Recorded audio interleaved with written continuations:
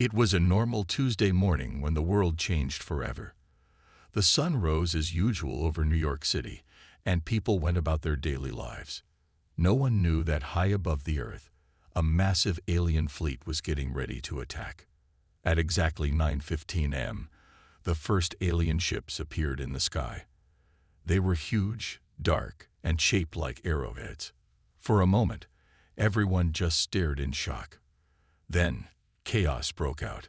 The aliens didn't waste any time. They fired strange, purple beams that turned skyscrapers to dust in seconds. People ran screaming through the streets as more and more buildings fell. Cars crashed, sirens wailed, and a thick cloud of dust filled the air.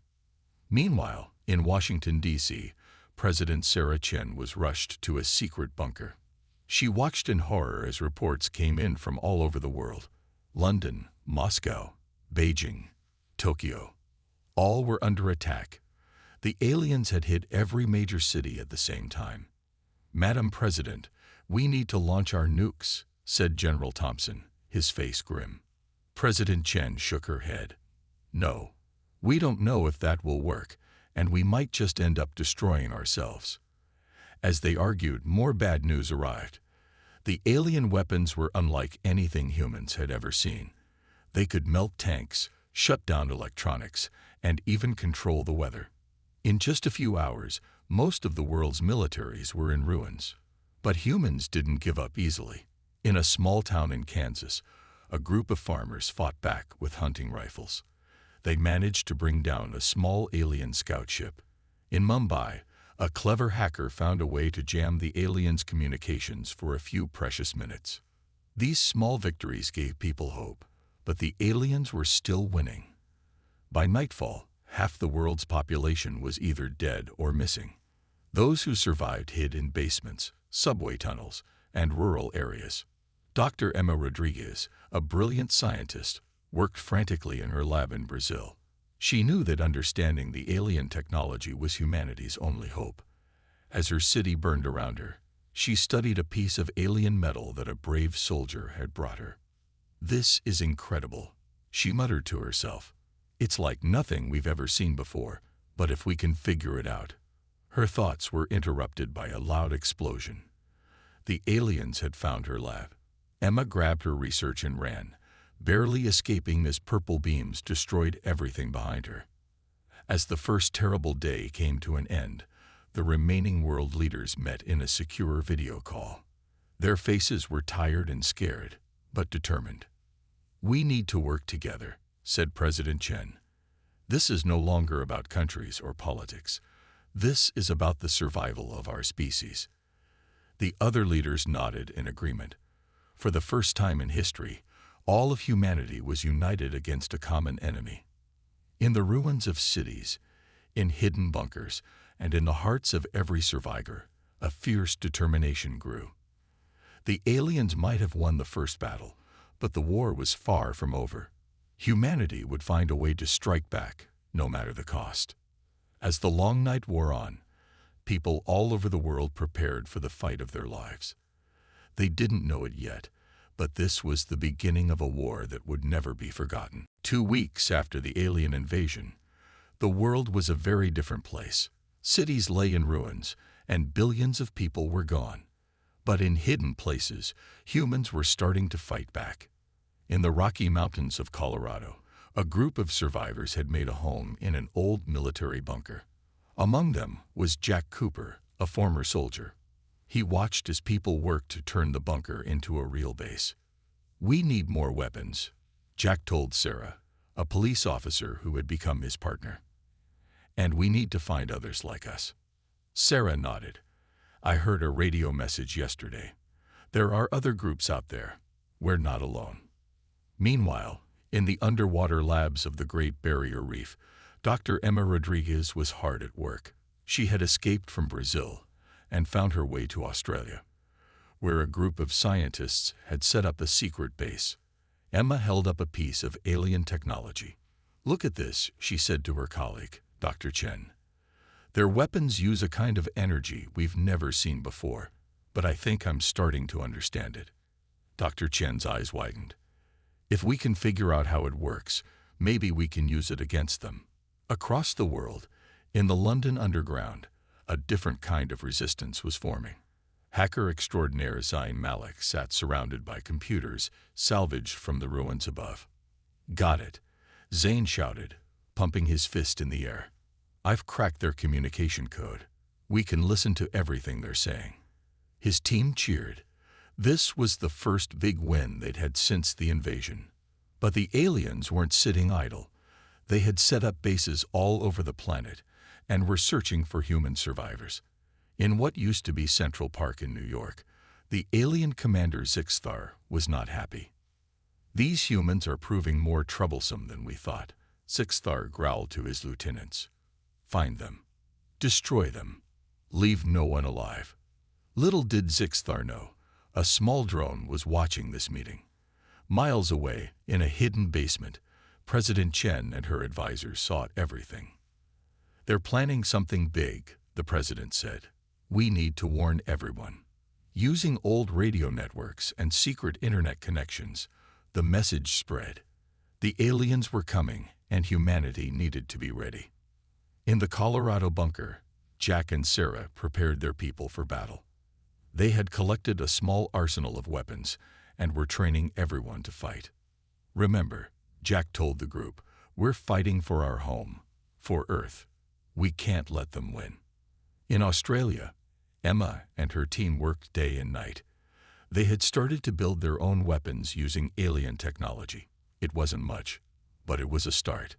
"We just need more time," Emma said, rubbing her tired eyes. "We're so close to a breakthrough." But time was something they didn't have. The aliens had found the London base. Zain and his team rushed to evacuate, grabbing what equipment they could. "We can't let them get our data," Zain said, quickly typing commands to erase their computers. "It's too important." As they escaped through secret tunnels, explosions rocked the underground. The aliens were destroying everything. Despite this setback, hope was growing. Humans were learning, adapting, and fighting back. In hidden bases all over the world, people were preparing for the biggest fight of their lives. President Chen addressed her hidden global council. "We've lost so much," she said, her voice strong. "But we're still here. And as long as we're here, Earth is not lost. The real fight starts now." As the meeting ended, alerts came in from all over the world. The aliens were on the move, attacking in force. But this time, humanity was ready. The resistance was rising, and they would not go down without a fight. The war that would never be forgotten was about to enter its next phase. Humanity was striking back. A month had passed since the resistance began to organize. The aliens still controlled most of the planet, but humans were learning fast. In hidden bases around the world, a plan was coming together. In the Australian underwater lab, Dr. Emma Rodriguez hadn't slept for days. She stared at her computer screen, her eyes red but excited. "I've got it," she shouted, startling her team. "Look at this." On the screen was a complex diagram of alien technology. Emma pointed to a specific part. "This is their weak point," she explained.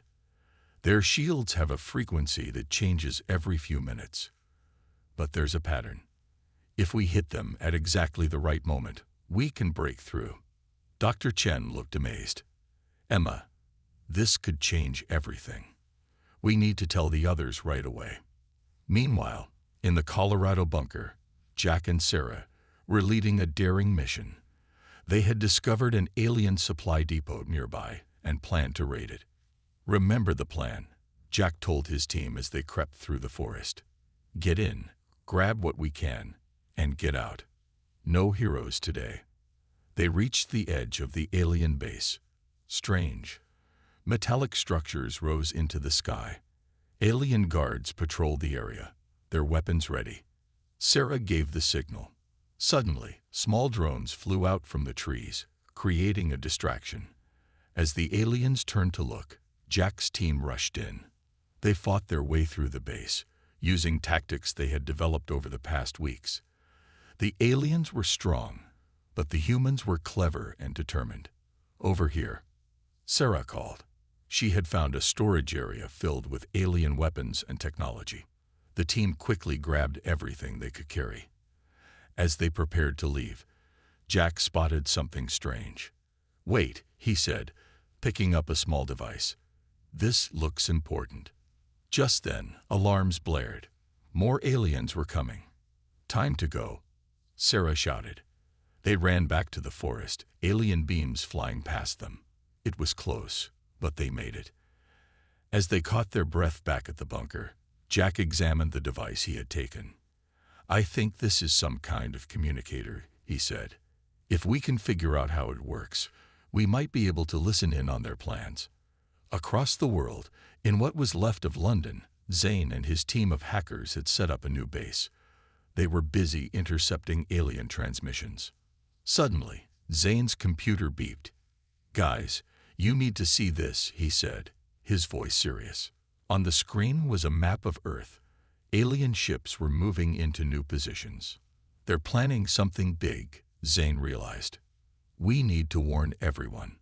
In the hidden command center, President Chen received the news from Australia, Colorado, and London.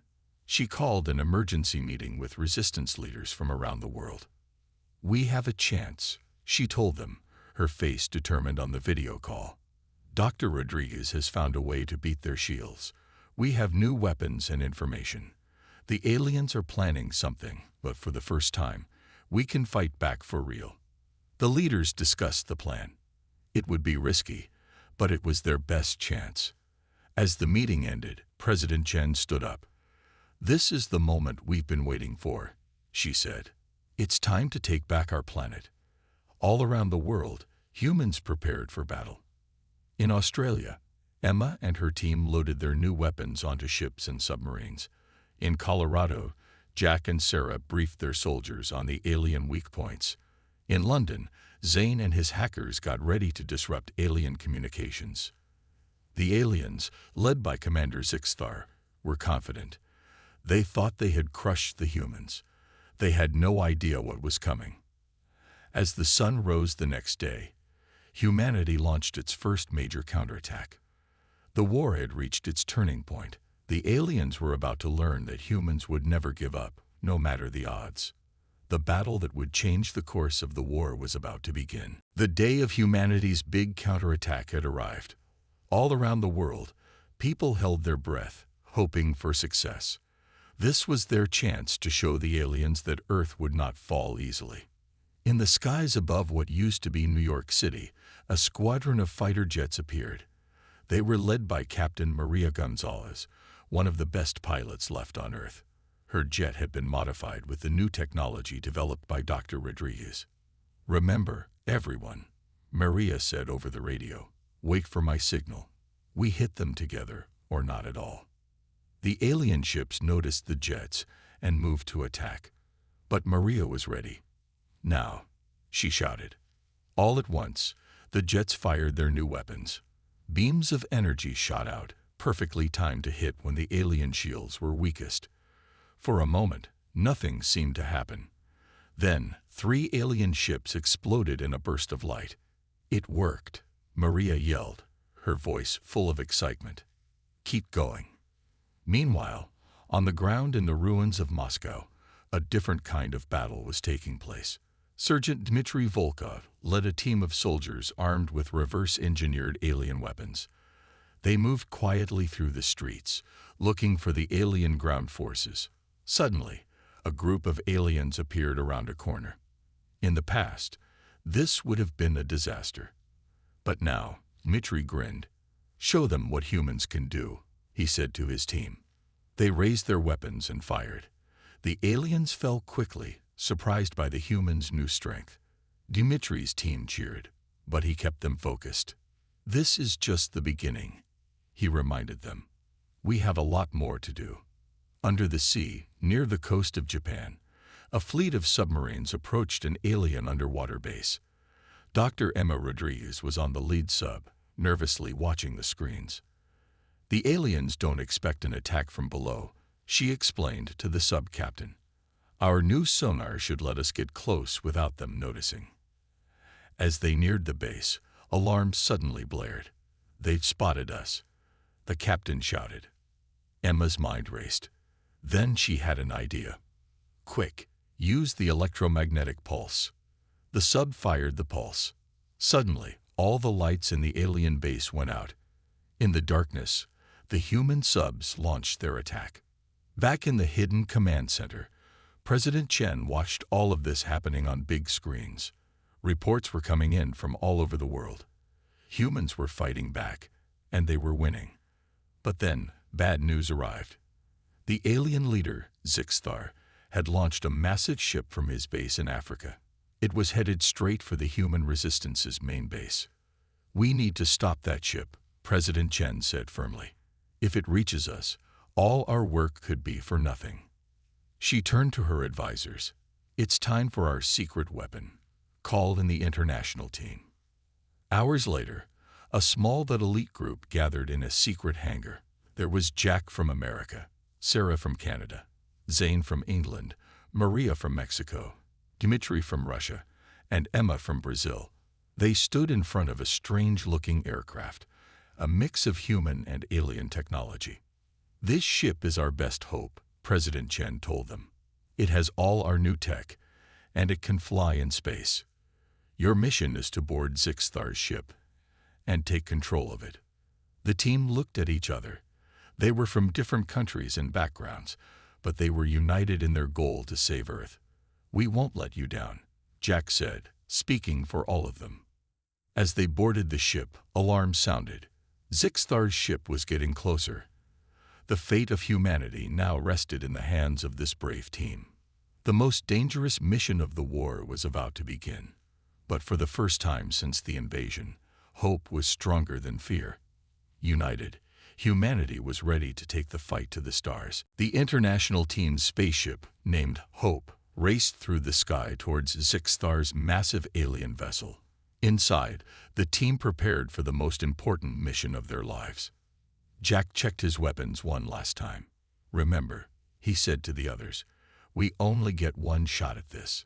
Sarah nodded, her face serious. "If we can take control of that ship, we can turn the tide of the whole war." As they got closer, they saw just how big Zixthar's ship really was. It was like a floating city in space, covered in strange lights and weapons. "How are we supposed to get inside that thing?" Dmitry asked, his eyes wide. Zane grinned, tapping at his computer. "Leave that to me," he said. "I've been studying their systems. I think I can create a blind spot in their sensors." Emma looked impressed. "That's brilliant, Zane. But we'll need to move fast once we're in." Maria, who was piloting the ship, suddenly called out, "Hang on, everyone. We're going in." The Hope dived towards the alien ship, following Zane's directions to stay in the sensor blind spot. For a tense moment, everyone held their breath. Then, with a soft thud, they landed on the surface of Zixthar's ship.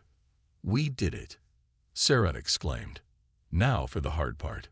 The team quickly put on their spacesuits and prepared to leave their ship. Jack led the way, using a special tool to cut through the alien ship's hull. As they entered, alarms started blaring. "So much for sneaking in," Dmitry said, raising his weapon. The team moved quickly through the alien corridors, fighting off guards as they went. Emma used her knowledge of alien tech to guide them towards the ship's control center. Meanwhile, back on Earth, the battle raged on. In the skies over Europe, Captain Gonzalez led her squadron against a swarm of alien fighters. "Keep formation," she shouted over the radio. "Use the new shields. We can do this." The human jets weaved and dodged, their new technology allowing them to fight on equal terms with the aliens for the first time. One by one, alien ships fell from the sky. On the ground, armies from every nation fought side by side. In the ruins of Paris, Chinese tanks rolled alongside French resistance fighters. In the jungles of Brazil, a mixed group of soldiers from Africa, Asia, and South America ambushed an alien patrol. President Chen watched it all from her command center. "We're pushing them back," she said, hope in her voice. But it all depends on taking that main ship. Back on Zixthar's vessel, the team had finally reached the control center. But Zixthar was waiting for them. "Foolish humans," the alien leader growled. "Did you really think you could defeat me in my own ship?" Jack stepped forward. "We're not here to defeat you," he said. "We're here to show you that humanity will never give up." With that, the team attacked. It was a fierce battle, with energy weapons flashing and strange alien devices exploding around them. Zane rushed to a control panel, his fingers flying over the alien keyboard. "I'm in," he shouted. "I can control the ship." But Zixthar wasn't done. He lunged at Emma, who was closest to him. Dmitri jumped in the way, taking the hit meant for her. "Dmitri," Sarah cried, rushing to help him. In the chaos, Jack saw his chance. He tackled Zixthar, and they both fell towards a large glowing device. "Jack, no!" Maria yelled. "That's the ship's power core." There was a bright flash of light. When it faded, Jack and Zixthar were gone, but the ship was under human control.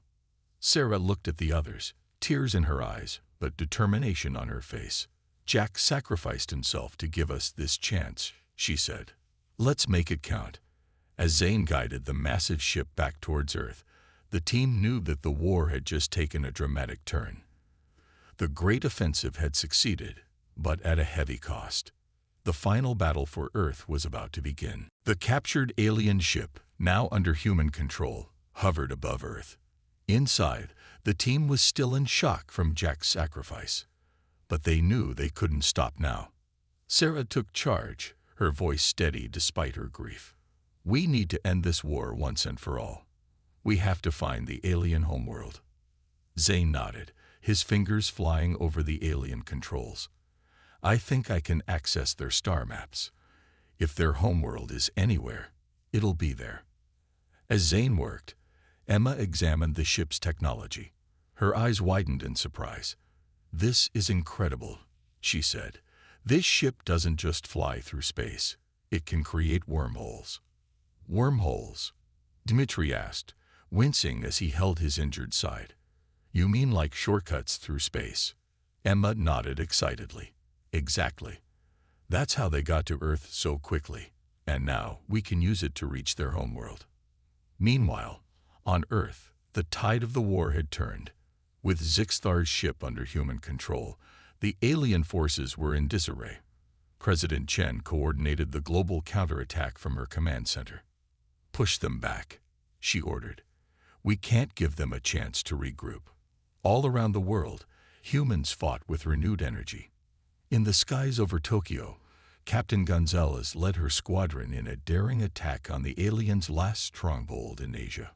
On the ground in Africa, combined human forces liberated alien-held territories one by one. Back on the ship, Zane let out a triumphant shout. "I found it. The alien homeworld. It's beautiful." He put the image on the main screen, showing a strange planet with 3 moons and glowing cities.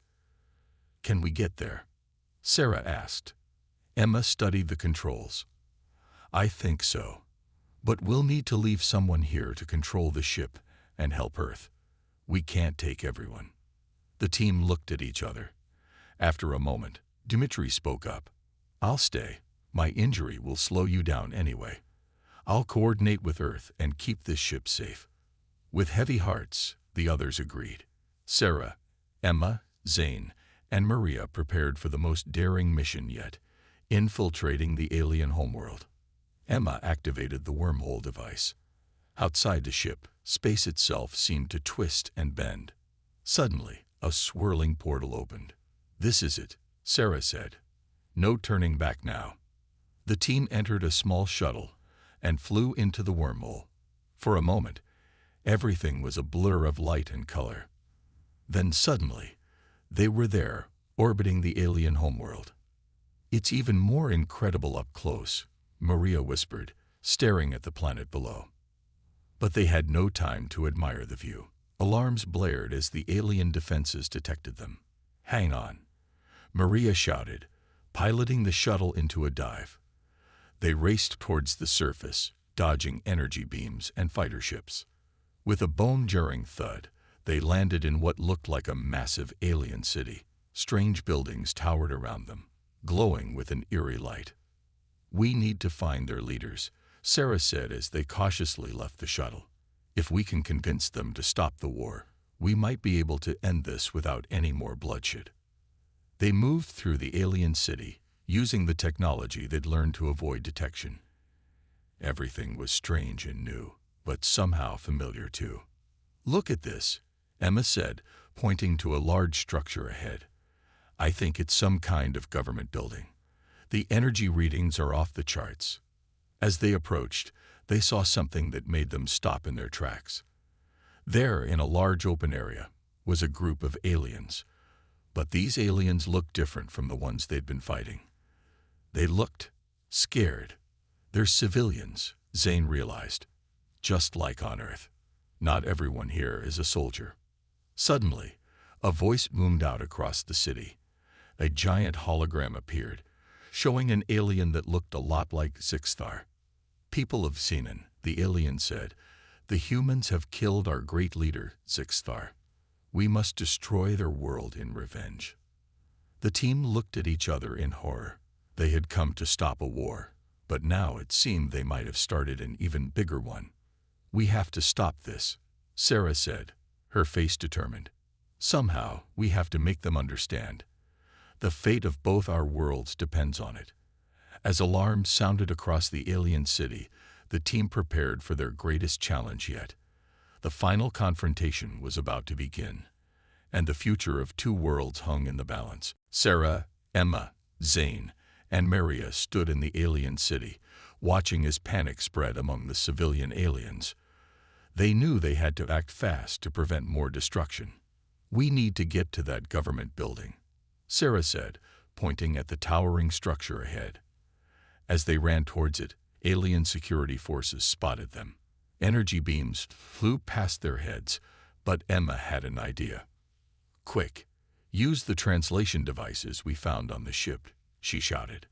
Zane pulled out a small alien gadget and spoke into it.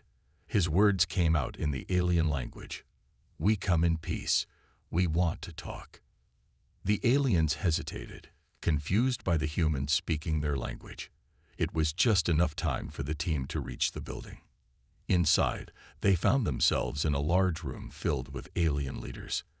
At the center was the one who looked like Zixthar. "Who are you? How dare you come here?" the alien leader roared. Sarah stepped forward bravely. "We are humans from Earth. We've come to stop this war before more lives are lost on both sides." The alien leaders murmured among themselves. The Zixthar look-alike spoke again. "I am Zixalon, brother of Zixthar. You killed him. Why should we listen to you?" Emma joined Sarah. "There's been a mistake. Zixthar wasn't killed. He disappeared along with one of our team when they fell into your ship's power core." Zixalon's eyes widened. "The power core. But that would mean—" Suddenly, a bright light filled the room. When it faded, two figures stood there, Jack and Zixthar. "Brother!" Zixalon cried out. Jack looked around, confused but alive. "The power core," he said. "It didn't kill us.